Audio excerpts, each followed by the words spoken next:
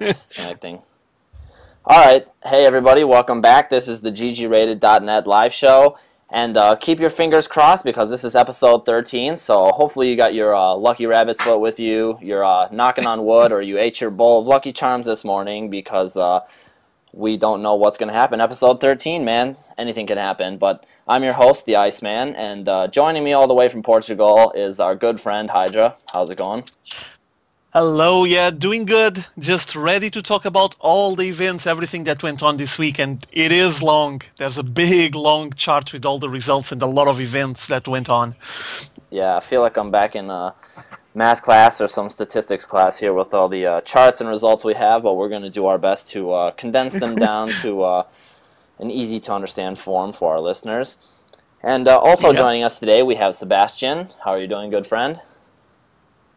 Oh, I am doing well, my dear friend Iceman and ex-Hydra X. Though I must admit I am sad because I haven't watched as much StarCraft as I would have liked, but I am glad because of my reasons for not doing so, because my new rig arrived on Friday. I have a glorious new computer that I'm leaning against right now, and I've been practicing my casting, friends. By the time we're broadcasting the next GG Rated, I plan to have hit YouTube again with brand new content and StarCraft 2 commentary like you've never seen it before. It's awesome. So I'm good, yeah. I cannot wait for that. Finally, hopefully we'll see some more awesome quality videos from you on your channel because it has been barren, but we know the reasons why, and I know you have been practicing with all your heart on casting as well as sharpening up your post-production skills. So guys, definitely stay tuned and look out for all those epic super dude things that we're going to be getting from Sebastian in the near future. And Thanks, man. Yeah. I will chime in a little bit and add to what you did say. Things have been hectic for me. Finally finished up with my last semester at school there. Got myself moved back home. Had a long drive home. It was about 12 hours. And so I can honestly say I have been almost completely out of the scene for the past week and a half. About the only things I did manage to watch was the IPL, which I was very interested in. Watch some show matches. And basically just been trying to survive on YouTube vids to lull me to sleep at night. But yeah, we're gonna focus on what we have here and do our best to relive the awesomeness from the past week and day it was now since we moved the show. And for any of you who are wondering, our new time schedule will be Tuesdays, 3 p.m. Eastern, and it's going to be the same time for the rest of this summer months. But it's moved to Tuesday, so mark your calendar. Are you guys ready to get in? And I'm texting all my friends that that's the new time so that they can tune in right now. Texting away. Text them all. Text them. Well, I updated on the YouTube channel, made a lot of updates also on that new Gamers portal that is still on the alpha stage. Wellplayed.org. And I think it's Gamers Portal something. I don't know. Oh, yeah. Gamersportal.com. Yeah. And, well, I basically tried to spam where I could. I didn't spam that much, but still, at least people will be informed. And if I need to correct the times, I'll just fix them later on. But I think it's everything fine. And hopefully we're going to have more viewers showing up. Yeah, hopefully. Hopefully the Switch won't throw them off too much. But that's the way life goes sometimes, and we have to readjust. And we're doing our best to still bring epic GG-rated content. But enough with the chit-chat. You guys ready to get into the gamer topics at hand? Let's. All right. Well, let's talk about the IPL first, since that just wrapped up, and it's probably one of the most fresh in my memory topics that we can discuss. But go for it. Yeah, IPL Week 2 happened. Took place this past Thursday, and I got plenty of things to discuss. I'm not sure if you guys watched anything, but I guess I'll lead it off first as I put the results up on the screen. Any of you guys able to watch any of the videos? Yeah. I watched Kiwikaki with Idra and some other matches. I also watched, what was the other matchup that I saw from Idra? Oh, against Select. Yeah. It was cool. We'll get into detail on those in a bit. Let me just go over the Thursday results real quick. Go for here. it, go. We had, on Thursday, I got a message on my phone while I was driving home that Justin.tv was streaming the IPL, and I was greatly disappointed because I was driving and I was missing the matches, but I was able to check the updates later. And Idra stormed through this competition, seeing a bit of resurgence from the bad boy Graken, but he did well in defeating Root Kiwikaki 3-0. Then we saw Select beating Root Cats 3-1, and EG Axlav beat Root Minigun 2-1, and 6Jacks Vibe beat Call Stalive 2-1. Again, I didn't get to see any of those videos as I was busy on Thursday and Friday, but Saturday and Sunday I have plenty of things to say. Anything you guys want to comment on those videos if you saw any of those matches?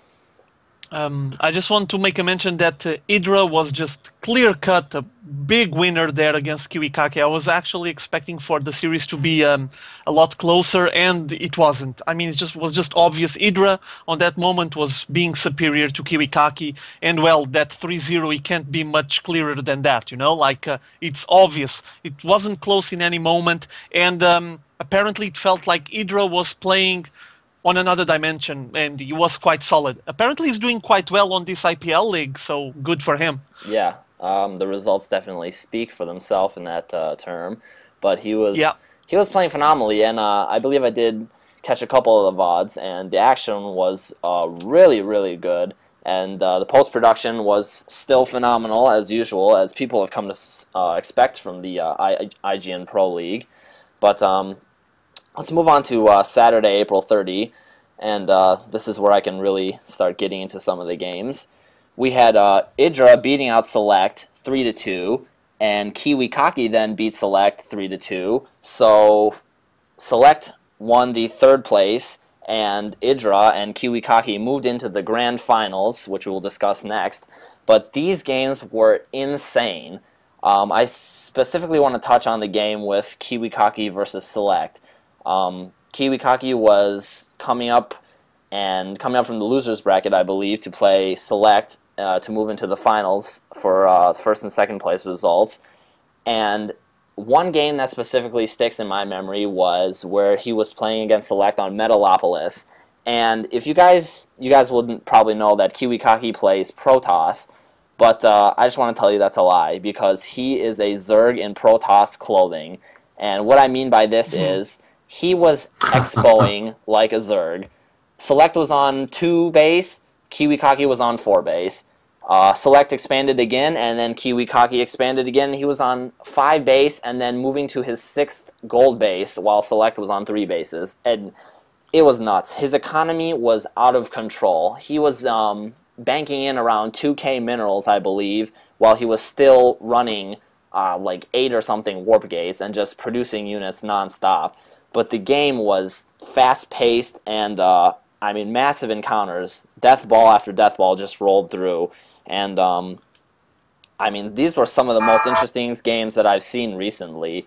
And if anybody thought that the IGN Pro League wouldn't deliver exciting matches, then you are definitely wrong, because I have seen almost nothing but pure entertainment so far. Anything you guys want to comment? Well, if I may, I just want... Go, Sebastian, go. Well, I know, Roger, you have a lot more concrete things to add, because I only managed to briefly catch the IGN Pro League, so I'll let you talk about the details. I just want to say that, indeed, they have impressed us, and that just shows the dedication that this company, IGN, of course, they're not new to the business, but they're new to StarCraft 2 casting. They're very new.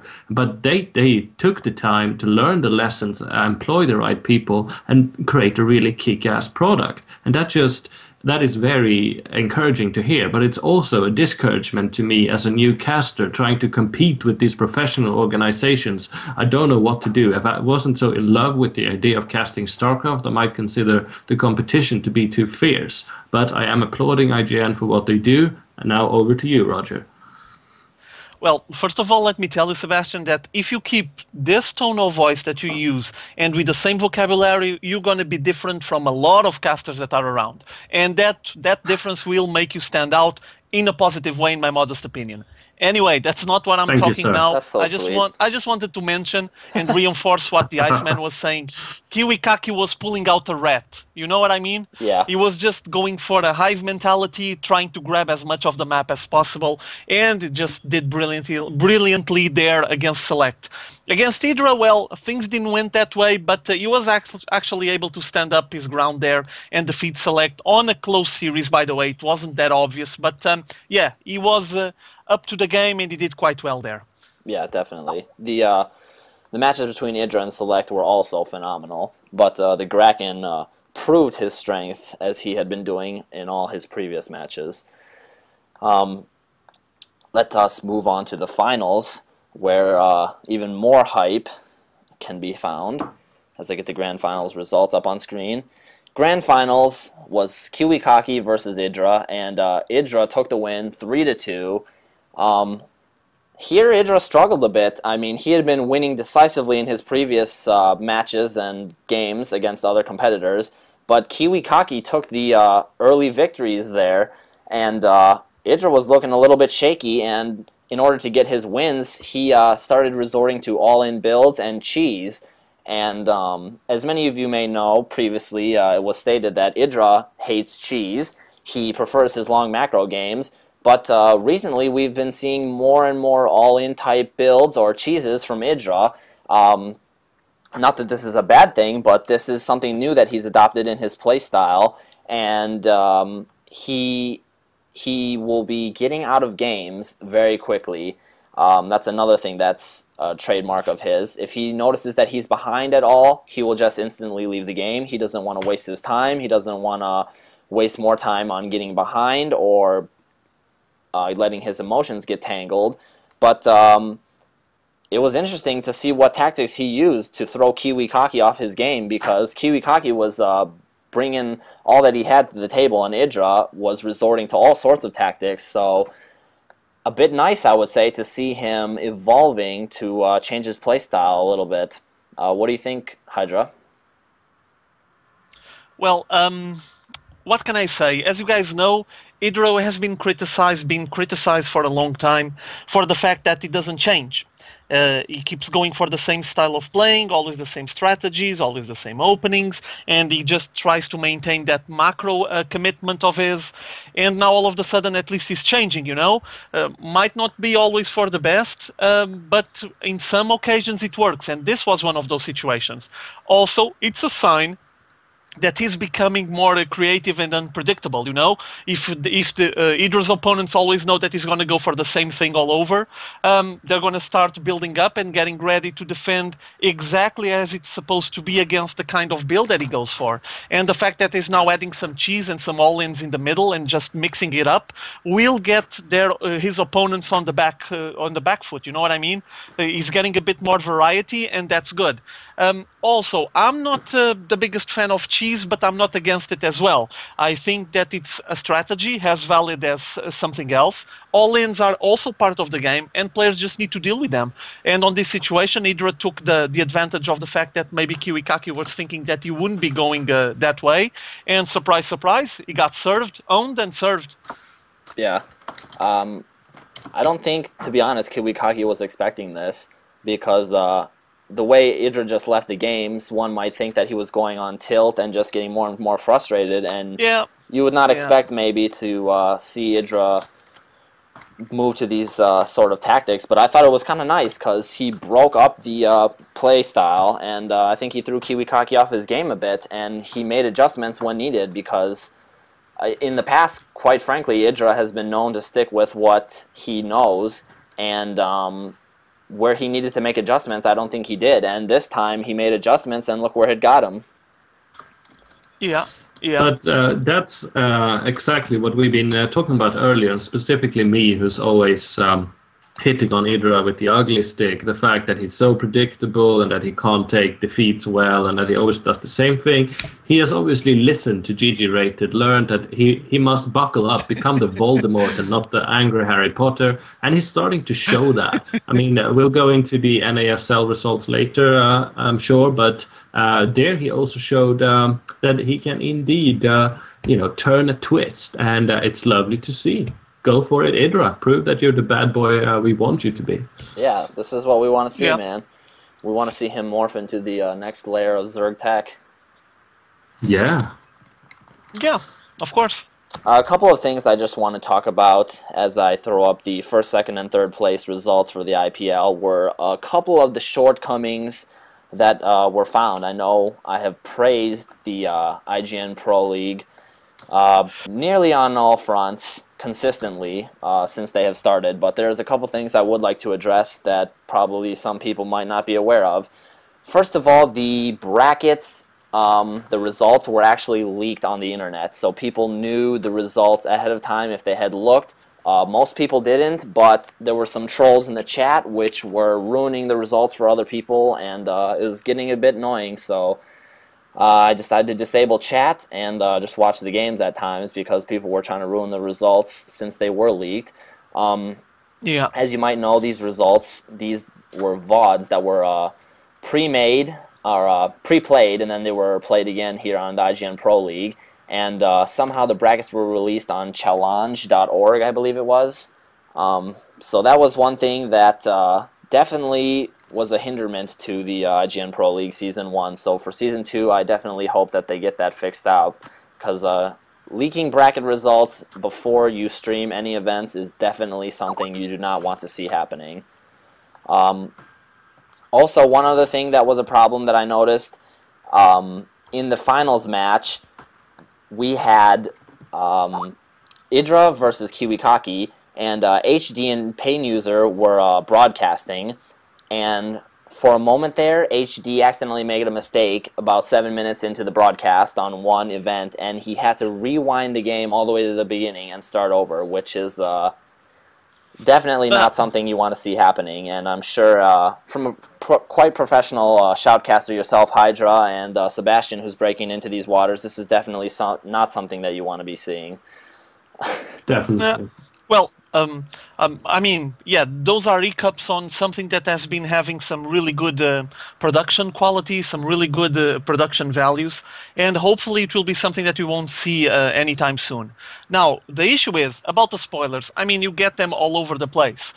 For example, on NASL, especially because I follow through the EU broadcast, you know, the one that goes on the day after, there's always spoilers there. And you just need to have the right attitude towards it. Yeah, but that's because different. I know that I'm mean, going to it's get not spoilers. like brackets are being leaked. That's a restream. Yeah, but you just what you need to do is solve things by yourself, because you know there will be always someone trying to troll, trying to be just annoying. So you have two options: or you just remove the chat, set it on the side, or you just go with it. Just say, I don't care, I know the results already, I just want to enjoy the games for what they are. Nice games of StarCraft 2, and I'm going to try to learn a bit out of them. And if you do that, you'll be fine. But yes, it's unfortunate that those kind of things happen.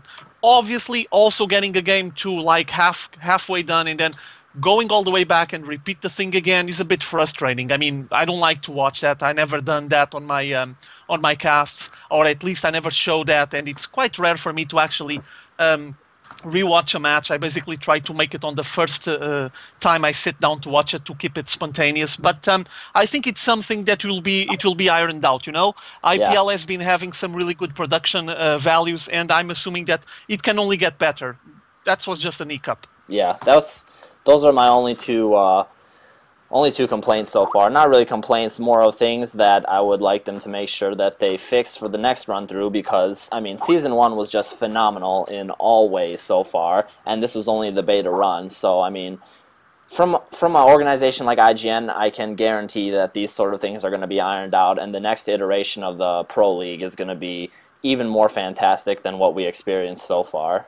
Yeah, for now, quite good, and I can only congratulate them for the quality of the product. Hopefully it's going to get better in the future. Yeah, hopefully. Any thoughts you want to make, Sebastian, before we close this up? No, I mean, I truly love StarCraft as a passion, and hence I'm willing to forgive any technical hiccups or things that could be improved, as long as there's a good solid base to be passionate about, as long as they deliver awesome stuff, and they do. Hence the technical hiccups, someone leaking a bracket, that shit happens, and if you give trolls an opportunity, they will mess you up. You just have to prevent those leaks from erupting, and next time they will. I applaud IPL and IGN for doing what they do, and it wasn't perfect, but something very rarely is. If people want to know why the GSL is so awesome, go back and watch the original GomTV.net StarCraft 1 broadcasts, which weren't as awesome. They learned their lesson there. This is the first one of the IPL. Next one will be so much better. Applause. Nice. One last thing I will mention before we move on to our next topic was the viewer count. NASL was running at the same time that the IPL was running, and it definitely showed in the viewership who the people were favoring. The IPL had double the viewers that the NASL had, and in some cases it was almost triple at times. But IPL was definitely stealing the show, so hats off to them. And I'm definitely looking forward to the second iteration when Season 2 comes out. So if anybody from IGN is listening to this, we applaud you. Kudos to you guys, and continue to bring us more StarCraft 2 epicness. Oh yeah, oh yeah. Shall we move on to GSL, guys? Yeah, go for it. I know that there was plenty of action that took place over the past week, and I unfortunately was not able to catch very much of the action since I was busy, as aforementioned. But luckily for us, we have the machine Hydra here, who was able to assimilate all of the results and basically become a number cruncher and spit out all the results for us. Yeah, you got my nickname wrong. It's not the machine, it's the senile machine. So I already forgot most of it. But yeah, let's go. Oh, brother. All right, let's go for... steam-powered. Say that again? Maybe he's steam-powered. Yeah. Yeah. Oh, boy. Let's move on before the corniness gets any lower. But yes. Let's go for the Code S Group G results. I'll put those on screen. Code S Group G. Hydra, why don't you take it away and let everybody know how things happened. Yeah, well, I'm just going to make a brief comment here. You guys can see the results on the screen. I wasn't expecting Virus to take the group. That's the first one. I was actually rooting for maybe Tester and Ensnare or any Pro Prime. I wasn't expecting Virus to be this solid. But as you can see, it took any Pro, it took Ensnare as well, and just clinched the top spot on that group, so congrats to him. Then any Pro Prime got the second spot, so I'm a bit disappointed with Tester. I was actually expecting more of him. The guy is one of the solid Protosses. I know that he was a lot more well-known and had a lot more reputation on the early stages when the game came out and in the beta. He was probably the biggest Protoss monster ever. But he hasn't been showing those results now that he has a lot of competition around him. Hopefully you're going to see more of him in the future. But, well, unfortunately on this situation, he's going to go down, and the Virus and any Pro took the lead on that group. I think it was on Group G, if I'm not mistaken. And then on the Group H, you had July and Inca taking the first and second place. I was just thrilled about July. I like the guy. I'm just biased when I talk about him, so I'm going to try to refrain myself. But yeah, he did quite well. He took a victory over Rain, who is a player that is clearly on a slope, just going down, kind of on a slump. And he hasn't been doing very well since that final that he was able to reach a long time ago now. And then you had July defeating Huck as well. And Huck got defeated by OGS Inca. Won a fairly close, well, wasn't that close, but still won a tough match that he had there against Inca and got relegated to those up and down matches. So July ended up defeating Rain and Huck. Then you had Inca defeating Huck and defeating Rain. After losing to Rain, only on match 5 things got decided. Can we pause and go over this match, because this might be one of the most epic comebacks in GSL history yet. Okay, but like I was just mentioning, I mean, it's just the way things are, and congrats to July and Inca for grabbing the spots here on Group H. Now, which one are you taking a look at? Tell me. The Inca versus Rain match 5. Uh-huh. Well, I was trying to... Say that again? I was trying to see it. Is it on the stream? Because I'm trying to look it on the stream and can't see anything. I'm going to try to reload it. Let me just take a look. No, I just have the results up right now. Oh, okay. So, yeah, I think it was pretty impressive by July. He keeps being a solid player, though now we're going to see on the following results, because during this week, a lot of rounds went on. We're already basically on round of 8, if I'm not mistaken. So a lot went on. And still, July did fairly well there. Grabbed the spot, secured the spot on Code S for the next season as well. And had some nice battles there.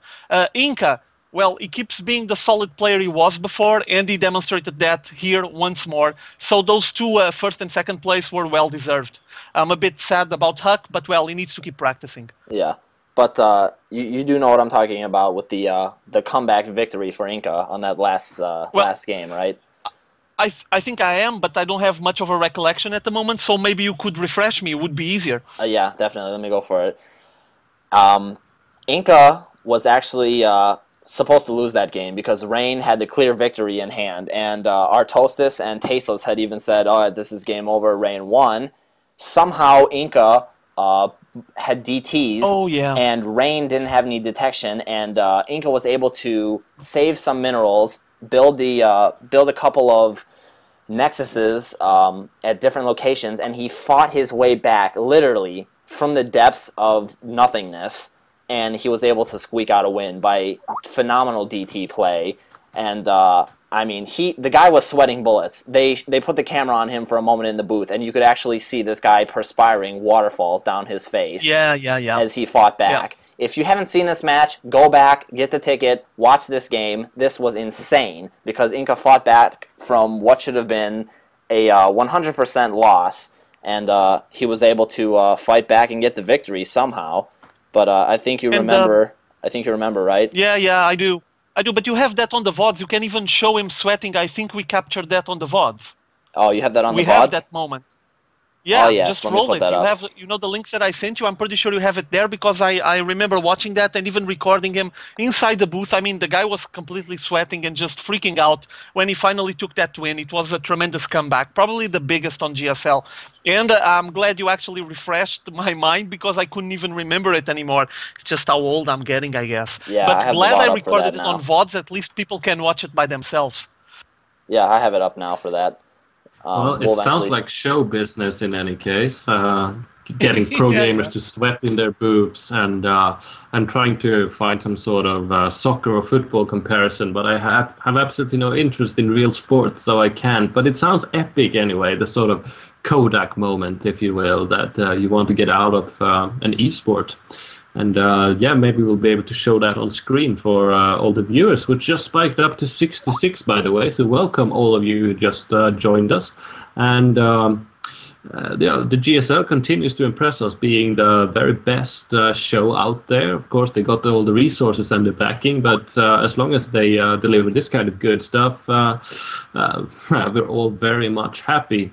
It seems like I need to get Roger's job so I can watch more of them more frequently, but it seems like we might be having some stream problems right now. We'll see if Iceman can sort that out somehow. But in any case, I'll try to just continue talking, which is good practice for a caster, really, because you can't breathe too much, you can't think too much, to just need to come all naturally. How are we doing, guys? Do we suffer any technical problems? It says it's still broadcasting live to primary, so I'm not sure if it's on my end. Maybe not enough bandwidth for the upload speed, but it looks like it's all going fine. Are we displaying a video now, Iceman? Because I can't see any, if so. Yeah, I cannot see any VODs. It's still stuck on that screen. Let me try to refresh the stream, see if it's rolling, and maybe it's just on my side that basically got frozen, which might happen. No, I still can see the results, and that's it. There's no VOD running there. That's strange. Well, maybe we should just I have the VOD running, but if it's not displaying, maybe we should just go with it instead. Yeah, let's keep it rolling. In either case, it sounds like all of us should go and watch that game. I myself missed it, and I will rectify that very shortly, because it sounds like just the kind of stuff that dreams are made of, and one legend born, the other crushed, and that's just the kind of stuff we love, isn't it? Shall we move on to the next topic? Yeah, let's move on to the next results at hand. as we have here. Go for it. Let's move on to the GSL Code S round of 16 as I get the results up on screen. And Hydra, why don't you take it away once again?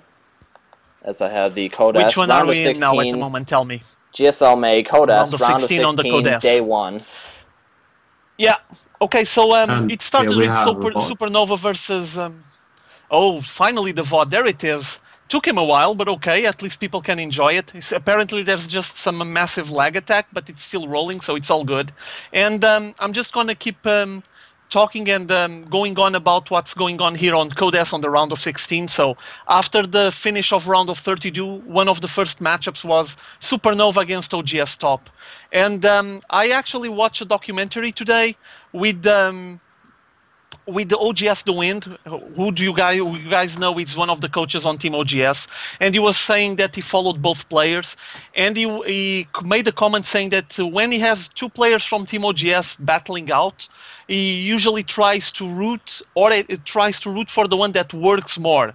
He's more about working, dedication, how many hours you put into the game. So he was basically saying that he would think that Top would be favorite on that matchup because Supernova didn't practice enough. It was his opinion on his eyes, on his perspective, based on what he sees there on a daily basis. Obviously, as a coach, he tries to refrain himself from making a lot of comments on this, and obviously he needs to support the player that loses as well. But, well, the end result on the Supernova versus OGS Top, which was a quite intense TVT, was 2-0 for Top, a clear win there. But as you guys know, Supernova is one of the new superstars, kind of similar to his name, one of the new super powerful talents showing up on the scene in Korea, and he wasn't able to stand his ground against OGS Top defeating him 2-0.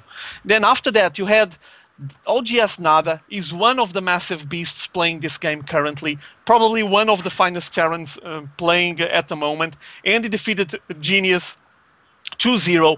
Genius was actually doing pretty fine. I remember that last week I was making some comments stating that Genius was actually doing much better than before, that he had that cockiness, you know, on him, but he wasn't putting up the results, and he was actually putting up some nice results now, but he just faced Nada, and Nada crushed him, just destroyed him.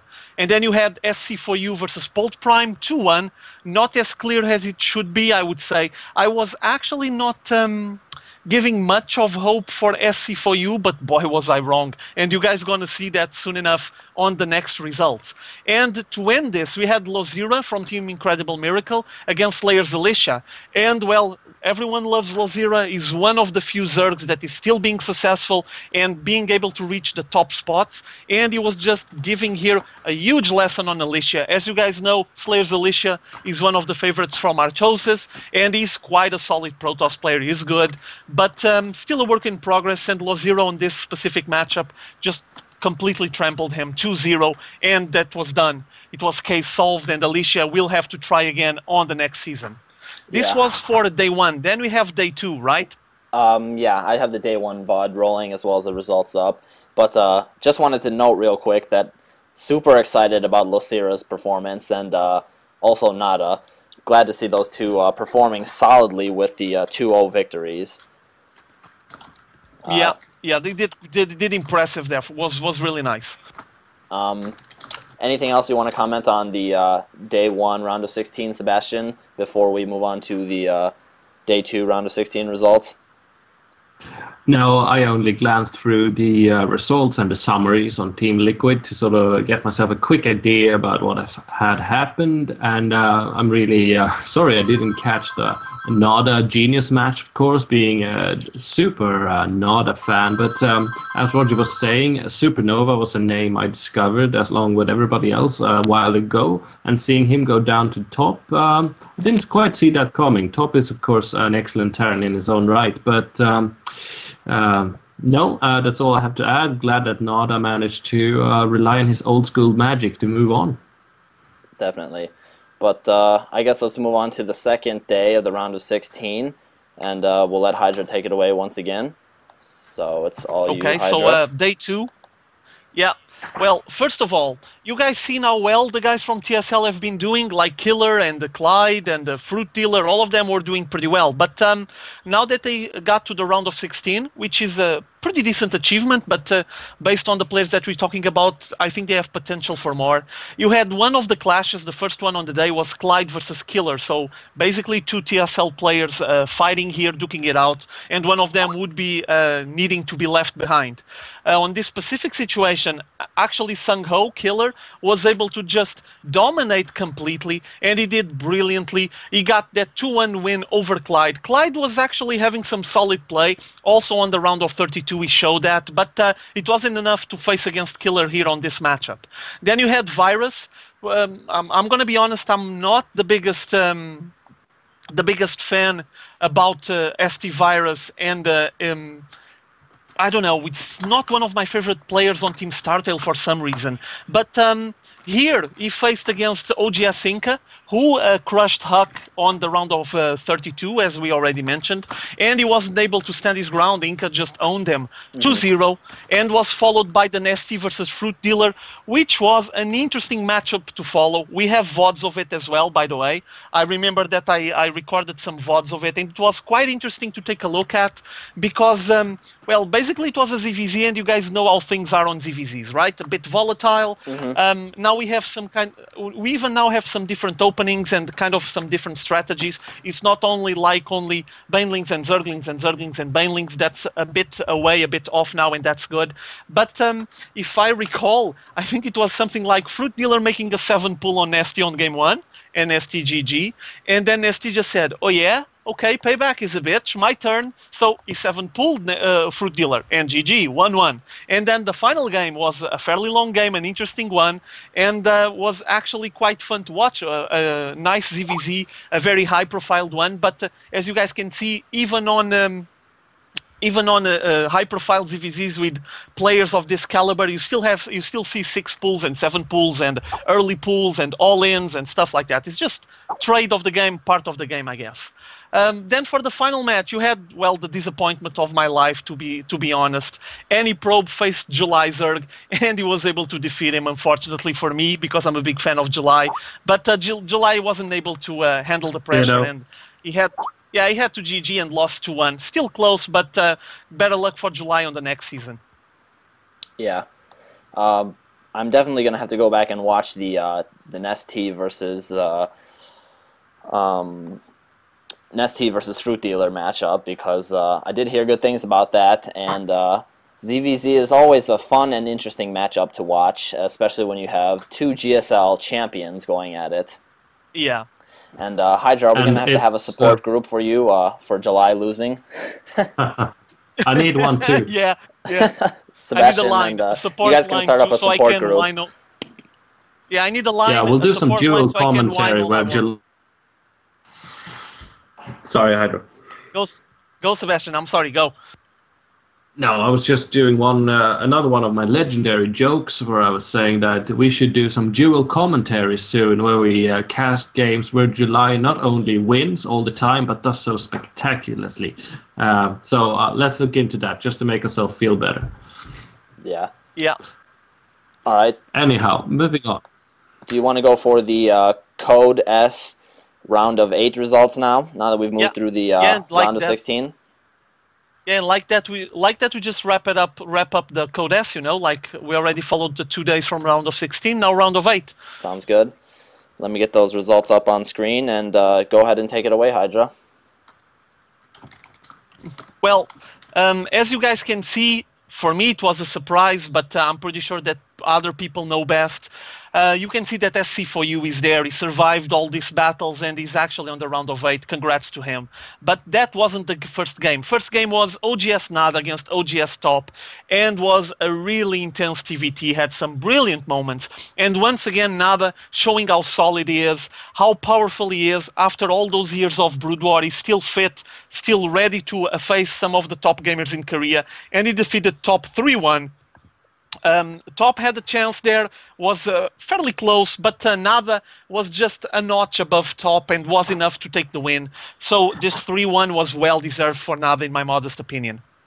Then on second game, like I was mentioning, you had the matchup that I was really interested on sitting down and watching, which was SC4U versus Lozira. Let me mention that I was rooting for Lozira. I have a thing for Zergs, probably because I play Zerg as well. But what I was saying is that SC4U is just becoming a tremendous Terran player, and he just dominated Lozira. I recall game one, it was like a massive stream of Marines. He kept streaming Marines on and on and on until he broke Lozira down.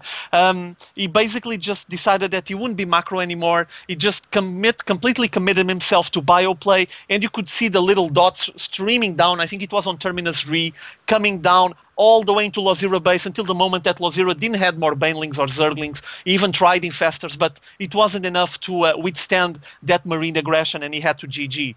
And, well, the result here, as you can see, the 3-0, it's quite clear-cut, and there's not much to do about it. Lozira is out. I think he was the last Zerg on this GSL Code S. So now we're going to have plenty of Terrans duking it out, and hopefully some Protosses as well, so we don't get only TVTs. But, well deserved for SC4U. For me, a surprise. I know the guy is good, but I wasn't expecting him to be at this level. Solid enough to probably reach the semifinals, and who knows, maybe a spot in the finals. Yeah, that's a surprising result for myself as well, as especially how Lozira has been so hot as of late, and not only has he been hot, but he's been looking stable and controlled throughout his games. But surprising victory there for SC4U, turning out to be the surprising victor in this one, and not a winning. Oh, thankfully, I still have my homeboy Nada to root for, as I'm sure Sebastian is also happy about that result. Correct, Sebastian? Indeed, I am. I'm a Nada fan until I die. I'm planning to get his face tattooed on my back. Just need to get the hairs removed first. That is how dedicated I am. A Nada fan for life. I don't know if I'll go that far, but definitely awesome to be a Nada fan. All right, that wraps it up for the Code S results. Hydra, you ready to go cover the round of 16 for Code A real quick? Yeah, I'm just going to make it brief. You guys can take a look at the VODs if you have the ticket. I do like to watch Code A as well. Not as much as Code S, obviously, but there's still some very powerful players there. And some works in progress, you know, players that have potential, and eventually you'll see them showing up and rising to Code S. But going fast through the results, as you can see, Violet, one of the new players that showed up now in the GSL for Team MVP, dominated over Yu-Gi-Oh! 2-0, and the Yu-Gi-Oh! Has been around the GSL for a while, so I guess that it's time for him to shape up his game, step up his game, or bye-bye, back to Code B. Mins from Slayers defeated by I Am MVP, but what can I say? Besides that, I Am MVP, what are you doing here, man? Just go back to your spot, go back to Code S. Just don't know what to say. You're looking at day 2 results, by the way. Yeah, and then you had Van Vanth, who is Bon Bon Zenith, if you guys remember him. He got defeated by MVP Keen, another of the new players from MVP. Actually, this new team is adding a lot of players here on Code B. We might see at least a couple of guys rising, who knows. And finally, you had Zinex Coca against Noblesse from MVP, and on this situation, Noblesse got defeated 2-1. This was for, let's see, this was day 2, right? That was day 2. Yeah. Yeah, now I'm going to go for day 1. I'm sorry, I just skipped one day. Yeah, it's not a big deal. I'm just going to go for it now. It's all good. Go for it. Day 1 results up. Go for it. Yeah, Slayers MMA is another Terran player that I think deserves a spot on Code S. He's so solid, so effective. The guy is good, and I'm pretty sure that in the hands of Slayers Boxer and being trained and coached by Slayers Boxer, he will reach a level good enough for him to have a spot on Code S. He is that good in my opinion, and he had to be facing against OGS Hyperdub, who is a veteran, if I can call it like that. I mean, the game is like 1 year old, but still, he's a veteran on the GSL, a frequent flyer, so to speak, and he was able to defeat him clearly 2-0. Then you had a name that I found funny, I Am Nuts. Okay. I Am Nuts got defeated by ST Bomber, Startail Bomber. You guys know that Bomber is one of the most well-known members of Team Startail, along with Ace and July, and the Rainbow to a certain extent, though he's not at the same level he was before. But Bomber just took him 2-0, so another clear win here. And then you had Creator Prime, a new member from Team Prime, or at least on the GSL, he faced against Slayer's Ryung, and Ryung showed that he is one of the finest players on Slayer's team. Keep in mind that on interviews made with Slayer's players there, they already commented saying that the big references are obviously Slayer's Boxer, but also Slayer's MMA and Slayer's Ryung. And they showed here, it wasn't that clear as the other matchups, was a 2-1 victory, but still a very good victory, an interesting matchup, a nice TVP, and Creator Prime will have to try again on the next season. I mean, it was the first time I saw him showing up on this high-profile event, so I guess he has time ahead of him. If he keeps practicing, he'll get there. And then the shock. From Code. I'm not sure exactly what to say, besides that maybe he's training more or helping more his players and not focusing too much on his game. The fact is that TSL Alive, who was previously Alive for you, defeated Slayer's Boxer 2-0. And in my opinion, it was fairly clear-cut. It's a bit unfortunate. I mean, anyone that likes Brood War and likes esports in general needs to respect the guy, at least for what he did in the past, and the big reference he is on the esports universe. But on this situation, it was just clear Alive was more solid. He defeated Slayer's Boxer 2-0, and I don't know, I had the feel like maybe he's transitioning into being a manager full-time and just trying to invest more on the knowledge of his players, and well, the result is that probably he doesn't play that much. So 2-0 here, and we have Slayer's Boxer out of the Code, so it's a bit unfortunate. I was hoping to see him at least trying to grab a spot on the up and down matches, see if he would be able to do any good there. Sebastian. So this is for the Code, for round of 16. Round of 16 Code. Sebastian, anything you want to say there about Slayer's Boxer dropping with that loss to Alive? Well, what can I say? It would be the broken record thing again. Alive took that game because he was the better player, and it comes down to something that you and me, Iceman, talked about before the show, the fact that creationists, as I like to call them, yes, that's a pun, players like Slayer's Boxer and TLO, and potentially even the new rising stars, Benisheva, they who are unorthodox by default, who never play standard, they tend to lose more than they win, but they tend to capture our hearts often, even when they lose, especially so when they win. And Slayer's Boxer, he had an age of prime years ago in Brood War, and he has shown that he can still hang with the big boys up in StarCraft 2, but he's unlikely to ever be the champion, though it's not impossible. And so he is likely to lose many matches, and maybe he will not be Codes again, because that is getting so fierce. I hope not, but it's not surprising. Slayer's Boxer is there as a sort of model for what can be done. He's not meant to be emulated, because you can't. You're supposed to be inspired and then take that away and include it in your standard game, because he will always be the renegade, the rogue, the unpredictable one. It's sad to see him go, but it's usually what happens, sadly. Good for Alive, though. He played well. Yeah. Now that we've wrapped up the Code round of 16, day 1 and 2, let's move on to the Code round of 8, shall we? And I'll give the reins back to you, Hydra, so take it away for us. Bomber defeating MMA was a bit of a surprise for me, though I do recognize that those two Terran players, they're quite good. It's unfortunate that they were forced to be facing each other this early. Well, it's round of 8, it's not that early, but I would like to see him at least on the semifinals. But I guess that better luck next time for MMA. Bomber took the win 2-0. Then you had Slayer's Ryung taking 2-0 over Alive. And Violet defeated by IM MVP. Violet was one of those Zergs that surprised me. I mean, he's playing fairly well. Probably going to be able to rise his game to the level of Codes in the future, but well, he faced IM MVP, and I really do like IM MVP style. And keep in mind that I'm not even a big fan of Terran, but the guy is good, just he's solid, simple as that. And he's able to face any player on this Code, and he's been showing that he's just being very safe, trying to keep playing his game, use the mechanics and what he knows about this game, and it has been profiting from it. Then on the final matchup, you have one of the new guys, the newcomers, MVP Keen, defeating 2-0 Zenex Koka. So I want to see more of Keen. I mean, the guy is one of the new ones.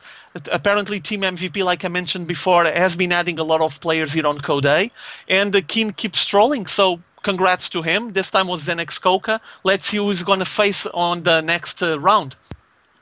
Yeah.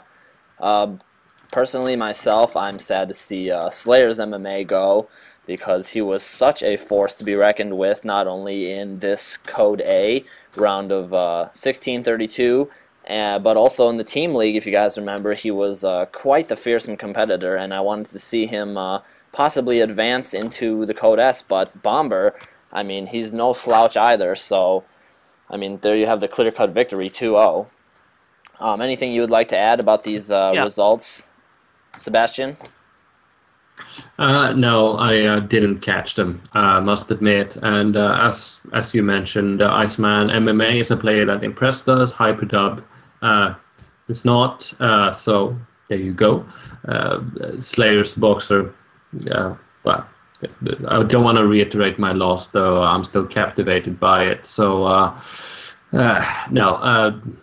This group was not as star-studded, perhaps, other than that. So let's move on to what is. Okay, sounds good. Thanks, Hydra, for carrying us, basically, through all these GSL results, surprises and non-surprises. But cheers to Hydra for being able to carry that session right there. You guys ready to move on? Fine. I think some of our viewers are antsy and excited to cover the NASL results for the past week, as there was plenty of shenanigans going on, and I will let you guys discuss that freely. Sebastian, would you like to start that off, or would you like to pass it off to Hydra as I get the results up and just cycle through them? Do pass it on to Hydra. I feel that once again I am a bit behind. I blame all my casting excitement. All right. So why don't you take it away, Hydra? Which one are you taking a look? I'm looking at the first result here with Phoenix, Vibe, Morrow, Kiwikaki, Artosis and Moon, Grubby and Sheth, TLO, and Rainbow. So take it away. Yeah. Okay, well, I did watch some of these matchups, not all, but I'm always trying to put the effort to sit down and watch the EU restream of the NASL. First of all, I would like to say that it is a much better experience currently than it was like on the first couple of days. Still has some hitches there, some hiccups that need to be fine-tuned, but it's acceptable, it's fine, I can watch it. I need to thank for the quality of the stream, obviously, and I don't have many issues with the casters. I know there's a lot of people that go on about that, but it's not my thing. Probably because I'm a caster as well, and I know the amount of work that you need to commit to get something decent enough to be shown to the public. But anyway, focusing on these matchups, Phoenix defeating Vibe was an interesting result. You guys know that Phoenix has a fairly good reputation, especially on the North American side of the game, but I don't think he is that solid. You know what I mean? Because he's been on kind of a slump. Every time he shows up on some of the major matchups, the major events, he keeps breaking down. But at least here he took a victory over Vibe. Let me be honest, I don't think that Vibe is one of the top North American players. He is a good player, but needs to work on his game to get to the level of, for example, E.G. Idra, just on one of the Zerg examples playing currently on the North American server. Then you had Kiwikaki versus Morrow, 2-0. Artoses, I don't know what to say. I know that people love the guy, but honestly, not sure exactly what to say about it because, I mean, he's a caster, and I'm pretty sure he trains and he's trying to evolve, but at the moment, he's not on par with any of his opponents on the NASL. Also, keep in mind that he doesn't have a single win. It's completely defeats every game, 2-0, 2-0, 2-0. I mean, he needs to at least take a game. Would be nice. Let me mention that I have the utmost respect by Artoses as a caster. As a gamer, I know he's part of history, especially on Brood War in North America. He's well recognized, so respect for that. But I don't think that at the moment he should be on the NASL. I can, from the top of my head, at least remember like 3 or 4 names that I could have easily there replacing Artoses. Still, it's a really good PR coup, you know what I mean? Because he's representing 6 jacks. It's a way of giving visibility to them, and well, might be the way for him to get some messages passed out. Well, Artoses pulls a lot of weight in the community. I mean, he has got a great following, so he obviously pulls viewers. Okay, and that's why he's in the NASL. Yeah, let me just mention one small detail here. I would like to say that Artoses on one of his matchups I'm not sure if it was against Moon on one or the other days, but I think it was against Moon. He was so I'm not sure, or he was too focused, or he was so stressed playing the game that he even messed up with his pylons and ended up supply blocking himself. And then he typed on the chat saying, "Oh my God, I supplied block myself," and made those TTs, you know, the crying. Yeah, the crying faces. So yeah, it was a bit out of his level, you know, his level of depth. Felt a bit like that. But, well, it was just the way things are. Then, FXO Chef, huge play against Grubby. Very well played. Everyone knows Grubby. He's a legend from Warcraft 3. Quite a good player, but he was just defeated here. Chef played very well. And then you had TLO facing Rainbow, and Rainbow wasn't able to handle TLO, wasn't able to support his build and withstand it. And I know that Rainbow might have some troubles and problems with lag, because I did saw Rainbow getting disconnected at least a couple of times. But obviously TLO was a fair winner and he deserved the victory there. Then the next one. Which one is the next one? Tell me. Next one we have is White Raw, Cruncher, QXC, and company. Well, I need to root for Grandpa Toss. Once again, biased all the way here on this side. Of course, I'm biased myself. Of course. Also, as you guys know, Cruncher has been stacking a lot of haters because he came out of nowhere and has been gaining some nice matchups. He defeated Hydra and got some nice wins on NASL. So some people like him a lot, but there's some haters as well. Well, on this moment, this defeat by White Trap pleased a lot of people, at least from what I was reading on the NASL restream on the EU times. It was a lot of people getting happy for White Trap to defeat him. I love White Trap. Grandpa Toss is just huge, a tremendous Protoss player, and he did very well, 2-0. Then you had QXC getting defeated again by In Control. What can I say? I think that QXC needs to finish his university, needs to finish his work. I think he's preparing a thesis or something like that. He needs to wrap all of that up and just focus on the game, because at the moment he's not the QXC that already showed us some really nice matchups on the early stages when StarCraft 2 came out. ITN Dark Force, congrats to him. Another Zerg getting a win over TT1. TT1 is quite respected and well recognized, especially on the North American community. He did very well, as you guys know, on the world event of the GSL, got a couple of nice wins there, and people got to know him better. But I think that Dark Force needs a bit more of visibility. He's one of the teammates from Sokka, from Team Alternate Attacks, and he plays a lot on the online tournaments in Europe and such. But he just needs to get a bit more visibility, and NASL might provide that for him. Was nice, congrats. Then you had the French Moleman getting crushed by OGS in Snare. 2-0, not much to say about that, and July Zerg winning over Show. I know that here Sebastian will have some issues because he will be like kind of split, you know, completely fanboy of July, but then there's the Swedish Show getting crushed, and it's not easy to handle this kind of situation, but I guess that Sebastian will be able to make a couple of comments here. Well, Hydra, first of all, patriotism is not something I hold in very high esteem when it comes to StarCraft 2 deities. July Zerg is the god of war, so him beating a countryman of mine is just a testament to the awesomeness that is he. I'm very happy with the results. That's a lie. Don't believe him. He'll follow Jinro to the grave. Jinro is a new deity on the star, but a golden mouse god of war, well, that's a bigger star in the sky, isn't it? Go ahead, Sebastian. Okay, so falling for the next one, DDE versus Naniwa. Yep, Naniwa continues to be he continues to be a tremendous beast. 2-0 DDE. I always like to comment on this because I know there's a lot of people that don't realize that. Last time I even linked the video for people to take a look on YouTube. Naniwa is left-handed and plays with his mouse on the left side. He has a specific left-handed mouse to play, and now so he plays with his hands really close to each other. I'm not sure if it gives him any kind of advantage, but it's just awesome to see him play. Tremendous player. By the way, I'm not being discriminatory or doing any kind of criticism with the left-handed, since I am left-handed as well. So don't go that way, trolls, please. But like I was saying, Naniwa just completely crushed DDE, 2-0. That's it. And then you had one of the surprises. Straylock defeated Nada 2-1. We do know, and people are considering that Korean players might be having some troubles playing from Korea on the NASL. I would like to keep in mind that I don't think that takes any of the quality and the skill from Straylock.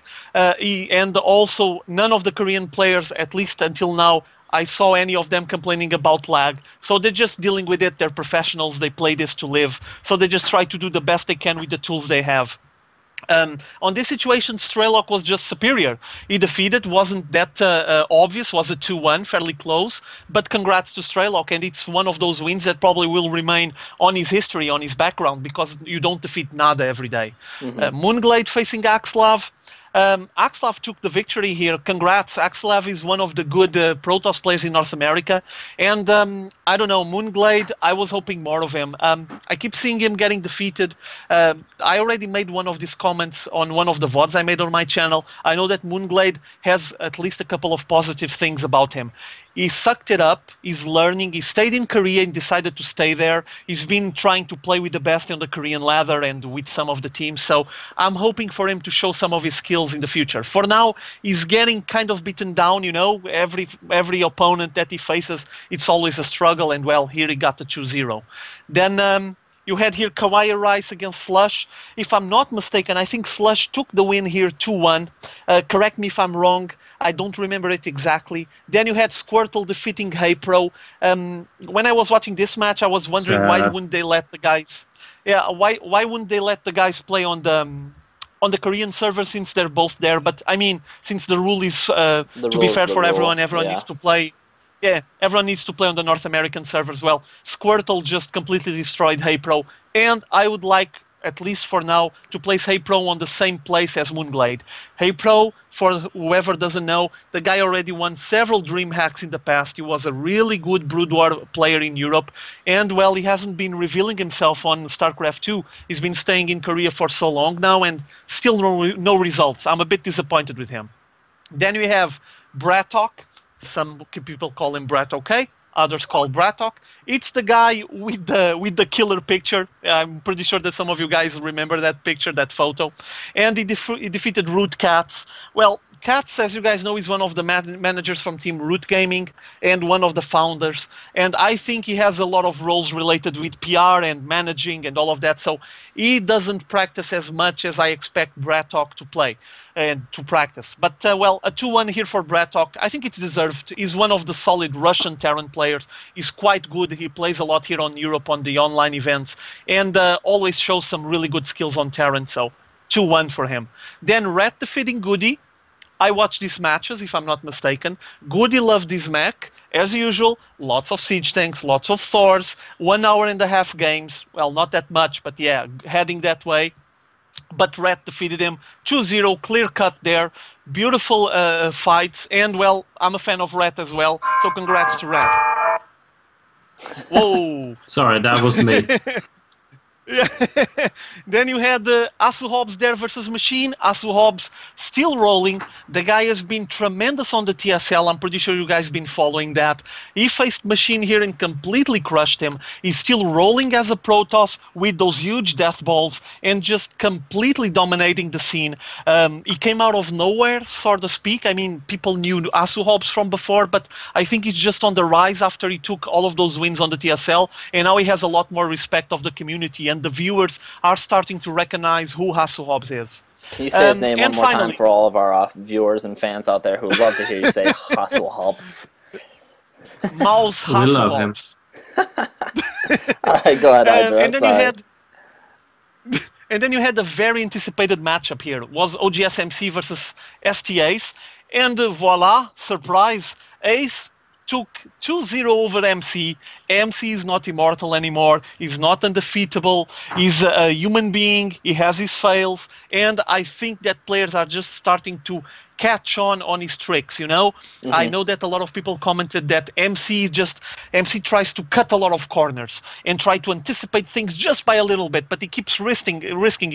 He adds up small risks, several small risks, and ends up being a big risk, but if he's able to pull it off, he gets a huge advantage, and that's been happening for a long, long time. Also, his micro and macro are tremendous. I don't have any doubts about that. But apparently the rest of the field is catching up with him, and he's getting some nice defeats, and here Ace just owned them 2-0.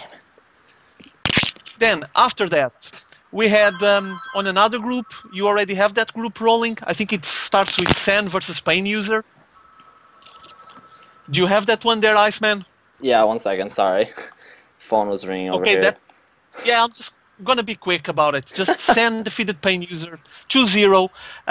One mention for Pain User, an honorable mention. I actually like him on the casting. He's been casting with HD on the IPL. And yeah, it's a nice duo, and I like to listen to him. Pretty cool. Maybe it's his future, who knows. Here against Sen, well, no chance. 2-0 for Sen. Then Idra faced Mausmana. Mausmana is one of the nice Protoss players here in Europe. He plays a lot, plays frequently on the online tournaments, but Idra is just solid. No chance whatsoever, and defeated him clearly 2-0. Case solved. Then we had the Italian Cloud defeating Druby. For me, in my opinion, was a surprise. I do know that Cloud is good. I even casted a couple of matches that he had against OGSMC not long ago, where he did pretty good, but I wasn't expecting him to defeat Druby. Still, he got 2-0 here, and Druby just went back home with a sad face and no wins on the NASL on this day.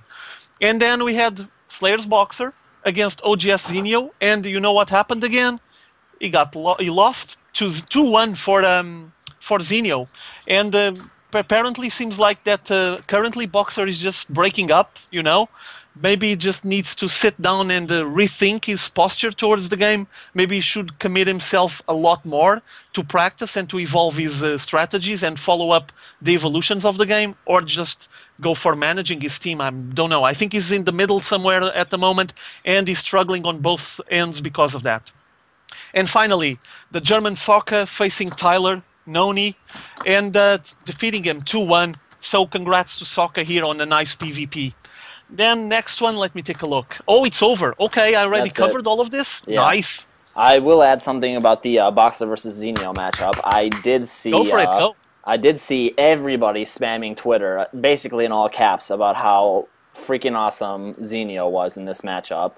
And I think I did catch one of the games, but I was trying to split my time with other things. But man, this, if I'm not mistaken, that was an epic series.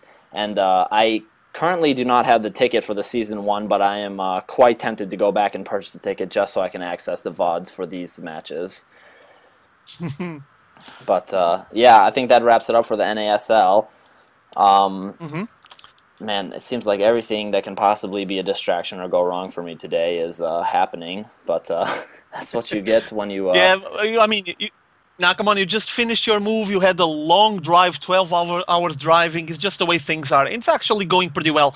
Though I notice a lot of lag, like I say something now, and it only shows up on the stream like 2 minutes from now, but still going fine, and we're just wrapping it up. We need to comment a bit about Star Wars, which is an event that has been ignored by the community, and it shouldn't. Yeah. So let's just wrap it up, and then you can make some tests on the stream, so we have everything on top shape for the next week. Yeah, let's go for it. But thanks for being patient, guys, and we're going to jump into the Stars War here real quick. Yeah, I don't think this has been getting as much coverage as it deserves. Stars War has been around for quite some time, so I'm not sure why people aren't giving this the attention it deserves. Might be particularly due to the fact that IPL and NASL and GSL have all been running right now, and those seem to be stealing the spotlight. And those people who are unfortunate and don't have about 5 monitors to watch all the matches with are going to be leaving some things in the dust, and it seems like Stars War is getting left behind a little bit. But good matches here, and there has been some big names turning up for these matches with some great results so far. Specifically, some names that I can remember would be Demaga. TLL has also been doing well. And Jinro has been doing well as well, even though he's been showing a little bit of lack of strength in the GSL, but some big names doing well nonetheless in the Stars War. And Hydra, you want to comment on these as I get the results for the days up here? Yeah, just a brief comment. First of all, a mention to Stars War is a bit ignored. I think they didn't have the size, the volume of promotion that other events had. Yeah. But you guys need to keep in mind that there's some huge players here. Also, they're involving the Chinese community because, as you guys know, StarCraft 2 is starting to grow. Now they're finally, I think they're running the beta now, and soon enough you're going to have the official release. So they added up some of the most well-recognized Chinese players. And, I mean, you have names like Damaga here, Nesty, TLO, Nada, Genius. This is basically another version of the GSL with some, the GSL World Championships, so to speak, with some of Chinese players added up. And shouldn't be ignored. I know that IC Cup, they have a YouTube channel. I think if you search for StarCraft IC Cup, it probably will show up. They've been following most of the matchups, and they're making VODs. Their VODs are not top quality. I think the maximum is like 480p, but they're viewable. I've been following there, and you have some really nice battles. Taking just a look at the results, as you can see, Damaga defeating Fox Lin. I'm not sure what to say about Fox Lin. The guy was holding a big reputation when he showed up on StarCraft 2, but he hasn't been putting up the show, putting up the results. And then you had Love CD defeating I Am Nesty. Was a surprise here. I'm not sure if this tip might help you guys realizing who Love CD is, but he is the brother of Sky, the Chinese player from Warcraft 3, a guy that is a legend on Warcraft 3 and probably the biggest Warcraft 3 player ever in China. It's his brother. He defeated Nesty. And also you have TLO defeating Hungan Prime, and Nada defeated Saza. Saza is an European player, Swedish.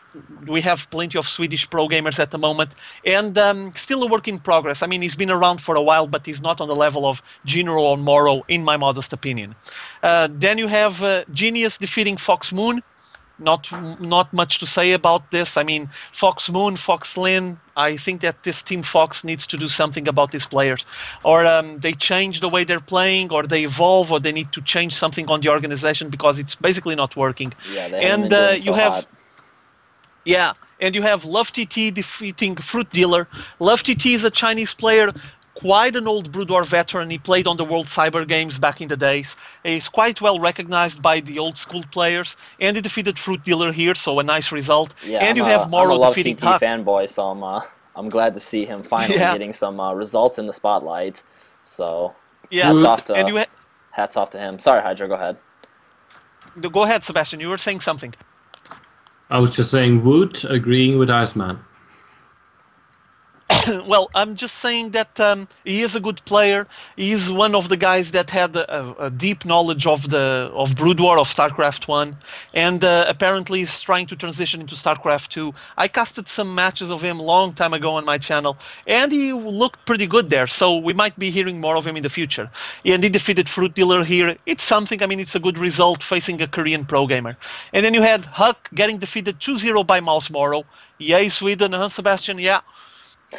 Yeah, well, I like Huck. I mean, he has better hair, and I have shared drinks with him at DreamHack. So Moro is my countryman, but Huck is a legitimate super dude, and I do tend to go for that when I'm making judgments of character. That is. and then you have Startel Ace defeating Fnatic San 2-0. Show defeating Czech Prime. Nice result here for Show. Though Czech Prime, as you guys know, is just been completely going down. I mean, from being one of the top Zerg players on the early stages of the GSL, down to Code A, and now completely gone and disappearing into the darkness, probably into the second circle of hell, which is the offline pre-qualifiers for Code A, as you guys know. And then you have Jinro facing against another Chinese player, NVCom, defeating him 2-0, and MC defeating Loner. Loner, as you guys remember, he even went to Korea to play on the GSLs, but things didn't went very well for him. And his teammate Luffy, that was there as well, but they never got very successful in Korea. Maybe we're going to hear more of them when StarCraft 2 starts rising in China. And finally, you have Todd, an old veteran, defeating Slayer's Boxer, again another 2-0. So this last week or week and a half hasn't been very good for Boxer. He's been in trouble, No. getting a lot of defeats. And I would say that there's something behind the curtain that we cannot see at the moment. We'll see. Or Now he's that you, just in a slump. mind if I chime in here real quick, Hydra? Yeah, go. You said that something might be going on behind the scenes, and that very well might be so. I don't know if you guys heard the news, but Slayer Sella is no longer the coach of Slayer's team. Yeah, but I don't know if you read the comments that they were making, and apparently he made a tweet just first stressing people, saying he wouldn't be the coach anymore, but apparently it's because he got promoted to a higher position on the Slayers organization. Yeah, but And, I'm just saying that might- this might have something to do with it. They might be having a restructure in their organization, and the hierarchy of the leadership is changing around a bit, so you never know. Yeah. Who knows what's going on over Quite- there in the Slayer's house. Yeah, and then wrapping up, you had here, I was trying to look at the results, but as you can see, I cannot see the results there. They were still not updated, and I didn't follow these matchups. But you had Jose Osan facing against Red, you had Marine King Prime against Xiao T, and then you have Idra defeating IM MVP. What do you guys think about this one?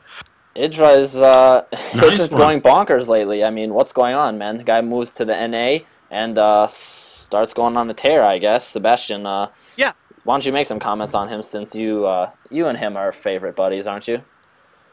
We are indeed. No, I mean, as I said, I'm passionate about StarCraft, and of course, I followed Idra's career when he moved to Korea as a StarCraft 1 player very intently, and I tried to get interviews with him many times, and he's been one of our prime celebrities for a long time, and so he is a bit of a spokesperson and a symbol of what the StarCraft 2 professional scene is to other people, and as such he tends to suck as a symbol because he doesn't win gloriously, and he's usually very glum and smug and everything but media trained. It's very uncharismatic.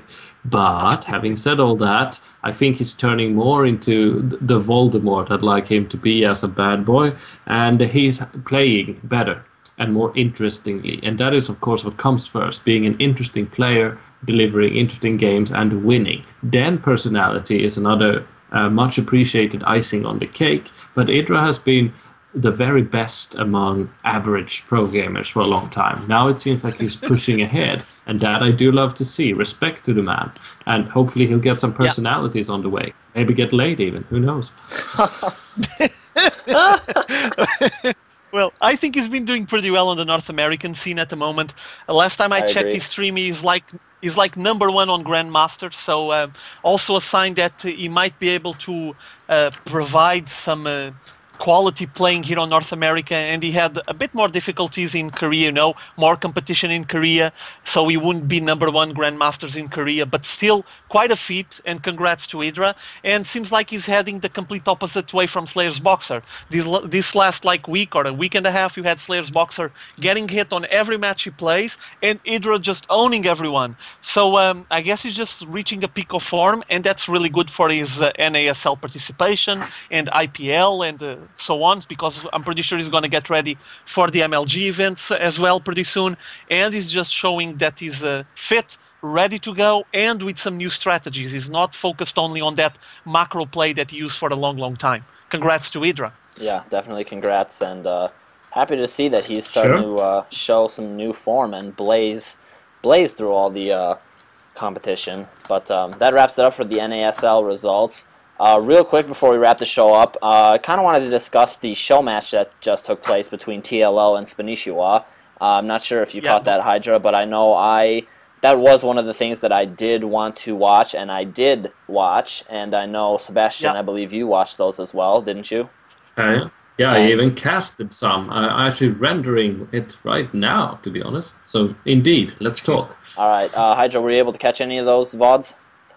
Yeah, I think I watched the first 4 matches. I'm still missing some, but yeah, it was pretty cool. Right, but well, go ahead. Let's go for it and talk about it a bit, and Sebastian and I can do quite a bit of the talking and give poor Hydra a rest here, since he's been basically covering all the results himself. But Listen, it's a good idea because I have people trolling me saying, "Why are you always talking? The show is 1.5 hours and you speak 1.25 hours. Go away, f you," and stuff like that. So yeah, go for it, go. Yeah, next time we'll split up the result reading duties between the three of us, but Yeah. today's episode was a bit Go. hectic, but let's go for it. TLO versus Spanishiwa, show match that was put on by collaboration between Husky, H to the Husky, and Justin.tv, where it was winner take $400, loser take $100, best of 7, all matches played regardless of the outcome, and these are probably two of the most creative players on the internet right now that you can find on the StarCraft 2 scene. TLO was the original Wonder Boy of absolute crazy proportions, mixing up his play with about every type of style that you can imagine. And enter Spanishiwa, a new contender on the scene, with a playbook and a trick bag that seem to be as endless as space themselves, because just about every match I watch from Spanishiwa, I see something new or I learn something new. And this guy seems to love using queens, which I think is an awesome tool to use. But this show match was just amazing. Spanishiwa, I'm going to spoil the results for anybody who hasn't seen them right now, so if you haven't seen them, go check out the results on YouTube. But Spanishiwa took the series 5-2. He won the first 4 sets without any hitch, and I mean, this guy is the new TLO. Okay, I don't know if I can say it that way, but he is the new creative master when it comes to Zerg, and my goodness, man, some of the plays that he did was just amazing. One, for instance, I can remember was on Zilnagar Caverns, if I'm not mistaken, where he built a proxy hatch in TLO's ramp and canceled it, and there was enough creep on the ground for him to build a proxy evo chamber in order to block the ramp so TLO could not wall things off, and Spanisha was able to flood in Zerglings and just cause havoc. I mean, things like this where Spanisha would rush to the highest level of tech for Zerg and get Brood Lords or Ultralisks, and then just move in with a flock of Ultras and Broods and mass transfuse with Queens. I mean, this guy is pure amazingness to watch, and I hope this guy starts showing up in the tournament scene. If not, I've found a new fanboy to be supportive of for show matches, but that's enough of what I have to say. Sebastian, I know you have plenty to say, so why don't you take it over and show us what your feelings are on the matches. Indeed, Iceman. This is a fitting way to end GG-rated episode 13, because in this show match everything went wrong for TLO. Right now, as we're talking here, I'm rendering my commentary of, I can't remember which game it was. It was on Metalopolis, and it went by the name Burrowed Roacher Madness. And as we're talking right now, the burrowed roaches are just now in TLO's base, unburrowing. It just got one hiding there in the mineral line, and that just one burrowed roach will cause so much havoc. And just as you said, Iceman, he had an ingenious strategy prepared for every game, it seemed like. Here on this Metalopolis game, he used offensive burrowed roaches in a way I have never seen, and it makes it seem so obvious. Why don't Zerg players always do this? Infiltrate the opponent by using hidden units, forcing them to use scans, often making them being unawares of approaching units and constantly multitasking. And the way that Spanishiwa is the master of the queen, the absolute master of the transfusion ability, being able to use these units who do not take up supply, as we know, as very offensive battle wagons that can heal each other, that can make amazing things. TLO was the original creationist of StarCraft 2. He has now been, if not completely succeeded, then greatly challenged by Spanishiwa. He needs to prove himself somewhat further, but this is the guy to watch. He can make the game into an art form. If Picasso was made an artist by having a brush, then Spanishiwa can make great art just by burrowing a roach, and I just love it. What can I say? This was StarCraft 2 at its very best. Yeah, I'm going to agree with you. Almost every match left an impression in my mind. not always do you remember all the results and all the techniques used in matches, lots of times because you see quite a bit of the same thing, but it seems that every match that I saw with Spanishiwa in the series was something unique that stood out to me. And I know that people in the chat are chiming in about this, such as one match where we saw the incredible creep highway that Spanishiwa created. Just things like that that take your breath away as you're watching. Hydra, anything you want to chime in about? Yeah, I'd just like to make a couple of comments about Spanishiwa. The guy is really creative, apparently an awesome Zerg player. I do need to see him take the next step, meaning that he needs to show up on some of the major events. I want to see him under pressure. You know, he's creative, he's effective. I don't know if you guys checked the comment that Idra did not long ago saying that Spanishiwa is really good, very creative, but his play style is really gimmicky, and at high level play is going to get crushed if he doesn't become a more solid Zerg player and trusts less on that kind of plays. Not sure if Idra is right or not. What I do know is that Idra is on the community and playing at the highest level for a long time, so he might have a word there. Still, Spanishiwa, a tremendous player. Tremendous player, is getting a huge hype around him, so let's see him on some big event. Next MLG would be interesting, for example. I would like him to show up. I love his the way he plays. I love his builds. I love the fact that he was able to provide new ways of Zerg to play, new strategies. He showed us that queens are very useful on mass, just completely mass queens. But he haven't showed that against the top monsters, you know, and I want to see that. That's all. But much respect for Spanishiwa. And now, I would like just to add a comment. As you guys know, I already talked with you guys about this. I was helping out Vampire Lady Misuna yesterday. I casted on a live stream for around 5 or 6 hours for the Daily Motion Cup, and they have some really solid groups. I was casting with her. The Group A was TLO, Sokka, Kaz, and then you had a player called Imba FXO Lowally.